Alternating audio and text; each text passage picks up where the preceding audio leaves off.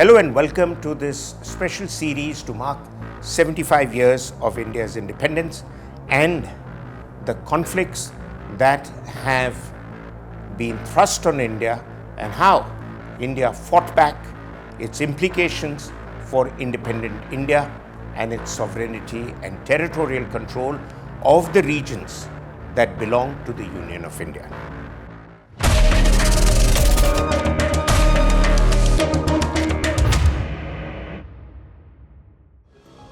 Immediately after India became independent, after the partition, the process which caused some kind of concern and debate about some of the principalities that became part of India, there was the one issue of Jammu and Kashmir on which not just Pakistan but the outgoing British administration had their eyes on. This is a fact of history that few of us know about. But the fact is that historical records now show that the British leadership in United India was putting together discreetly a plan to keep Kashmir out of the Indian Union and preferably keep it also out of Pakistan's grasp, but Pakistan to provide it some kind of security as the British would have control over what would have been an autonomous or semi-independent Kashmir. This was the reason why the Pakistan army that came into being after the partition of India put together a plan under the guidance of the British to attack both the Kashmir Valley, which was known as Gulmarg, and to take over the northern regions of POK, which were the areas of Gilgit and Baltistan.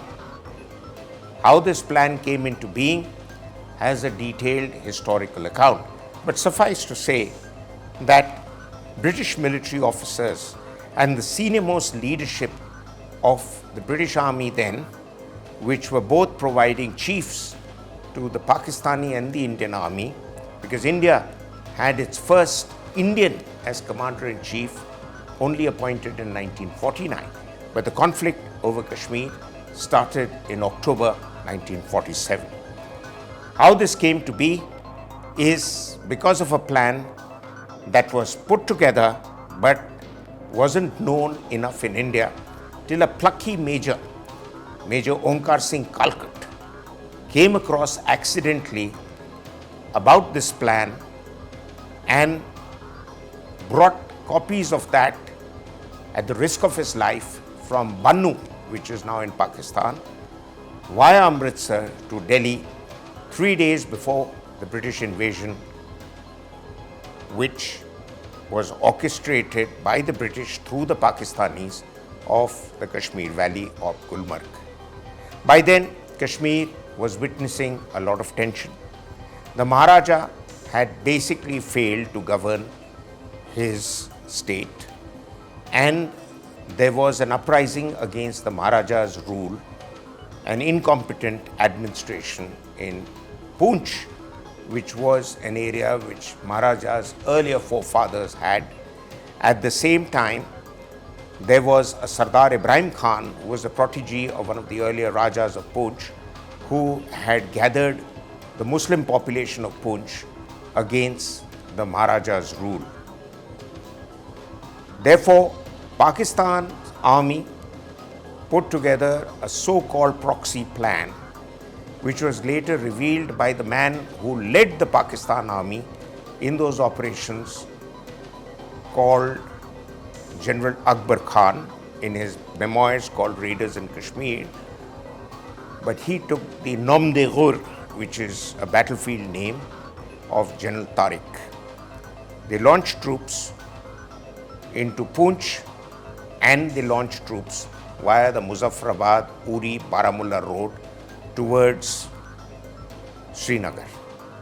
At this point of time, the plans had actually, through a document that was semi-confidential, been revealed to senior officers in Delhi. One of them was General Thapar, who later became Chief of the Indian Army in 1962. There was also Sardar Baldev Singh, who was the incompetent defense minister of India, as was the norm with the Congress governments, always to put weak defense ministers who were indecisive. And the plan was heard out, dismissed as incorrect and not acted upon. Field Marshal Sam Manekshaw, then a brigadier in Military Operations Directorate in Delhi, had overheard the plan's outlines while he was in MO, because he had heard British officers who were working alongside Indian officers and Pakistani officers putting together this plan. So what was the plan? The plan was, in phase 1, attack the valley, take control of it, and in phase 2, take control of what was Gilgit-Baltistan. Why? Because the British had this obsessive fear for over a century of a possible Russian invasion of India. And they were seeing Pakistan as a bulwark against Russian expansion on the Western Front. And that's why Jinnah came into being as the leader of Pakistan, because the British put him up to set up a state which would be a buffer between Afghanistan and India, and that was the idea of Pakistan. And then in the northwestern frontiers, which were Gilgit-Baltistan and the areas of adjoining what came to be known as the Wakhan corridor, all those areas the British wanted to keep control of, because their intelligence told them that the Russians were working on a plan to have a nuclear bomb very soon after World War II, because the Americans had already exploded one in 1945, and exploded 2 of them over Japan. So the Russians wanted to be second, but the British also wanted to be second to have the ultimate weapon. The Russians were excavating uranium from Aksai Chin area, which are now under Chinese control, shifting it north of POK into a place called Semipalatinsk, and that's where the Russians eventually did their first nuclear test. So the British wanted monitoring stations in the northern areas of what was the erstwhile entire state of Jammu Kashmir.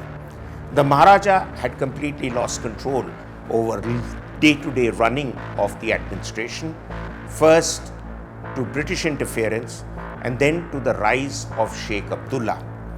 So at some stage, when he decided to abdicate his complete control over the state and accede to India, while he was in talks also with the Pakistanis of getting a good deal with his accession of Kashmir to either Pakistan or India, Sheikh Abdullah kept rising up, and a shawl maker's son, who was later a school teacher, eventually came onto the high table of Kashmir's politics, and the man that Nehru engaged and trusted. And this was the man who would define India's position and India's responses over Kashmir and Pakistan's invasion. So when the invasion actually took place, with the intention of capture of Kashmir on the 27th of October 1947, because that was the date that the Pakistanis assumed they'll be in control of Kashmir Valley, and Jinnah Sahab would lead the Jummah ki namaz and the Eid ki namaz from the Jama Masjid in Srinagar. And if you look back at your calendar, 27th of October 1947 was meant to be Eid. But the tragedy for Pakistan would have been, furthermore, and an embarrassment, that if Jinnah Sahab was asked to lead the namaz, he wouldn't have been able to do so, because here was a man who didn't practice Islam, who didn't follow Islam, who couldn't say his namaz, but had created an Islamic state of Pakistan. Now coming to what was happening in Delhi. The plans reached here through Major Kalkat, who has written this in his memoirs called The Far-Flung Frontiers. And as I said, Sam Manekshaw written a foreword to a book on that, and another book on the first war over Kashmir, has admitted to the British role that he was witness to. And you had the plans that were dismissed, and suddenly Kashmir was attacked. And when it came to Pandit Nehru's attention that his own defense minister had wasted an opportunity to defend all of Jammu Kashmir, he obviously became livid, and rumor has it that he threw a paperweight on the then defense minister Sardar Baldev Singh. But more to the battlefield. India took a decision. There was no CCS then, there was no CCPA, but there was the Defence Committee of the Cabinet.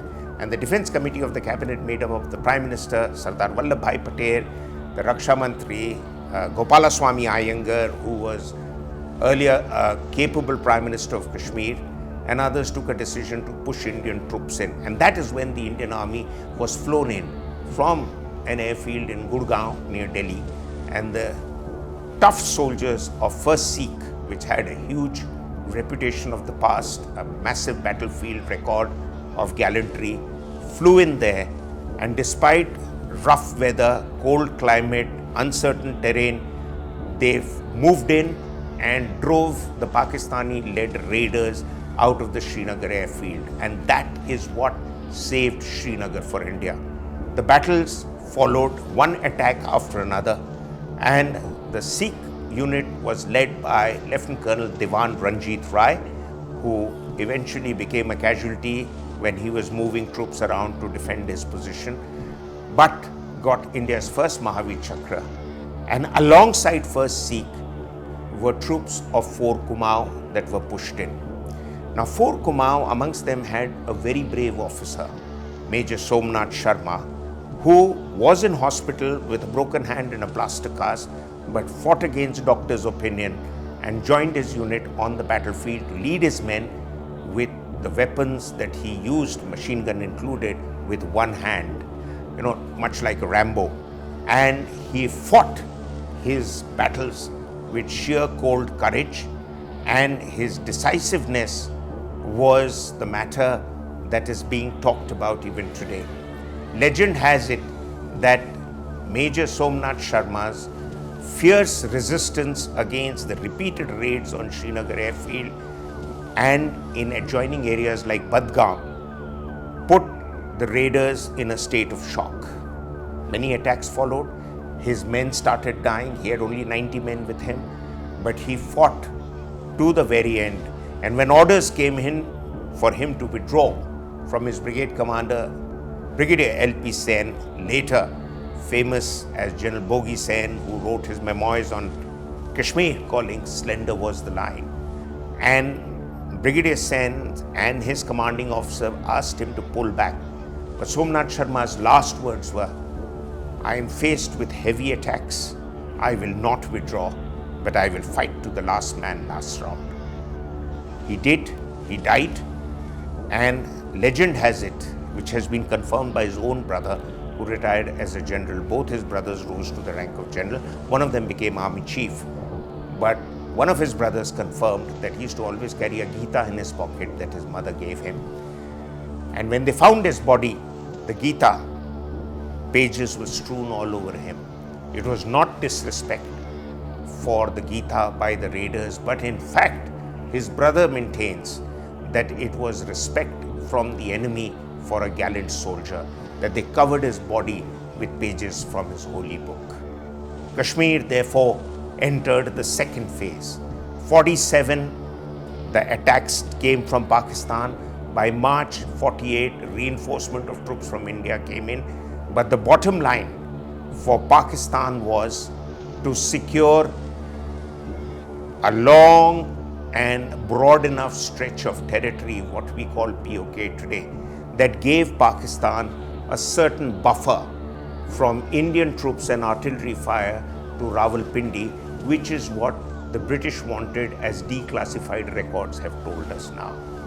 Where was India in its position? There were differences of opinion about India and how its stand should be vis-a-vis Pakistan within top cabinet members. But eventually, Mountbatten-led, Nehru-supported idea kind of took precedence over others and came to be. And the idea was that India would go to the UN, seek a UN mandate over Kashmir, and ask for a plebiscite, because Sheikh Abdullah had assured Nehru that you want the valley is with me and I'm with you, so we can have a plebiscite and India shall come out looking good. But this is precisely the plot the British had in mind, and they got Pakistan. That one edge over India that continues to prevail is eventually a UN resolution that called for a plebiscite over Kashmir, but there are other elements to the UN resolution which will be explained later. But there were two parts. Part one was there would be a ceasefire, and both sides entered into a ceasefire in the winter of 47-48 because it was too difficult to move troops back or forward in the snow. And the second was that Pakistan would move back all its troops, its raiders, its Khasadars and its Razakars back to what was the territory of Pakistan so that an honest plebiscite would be held. Pakistan didn't move back, India didn't relent, and therefore the conflict went into a second phase where India's military response was fierce all along Poonch Nowshera, Uri Baramulla, and right up to Kargil and beyond, where Indian troops pushed back wherever they could, and what came to be was the ceasefire line.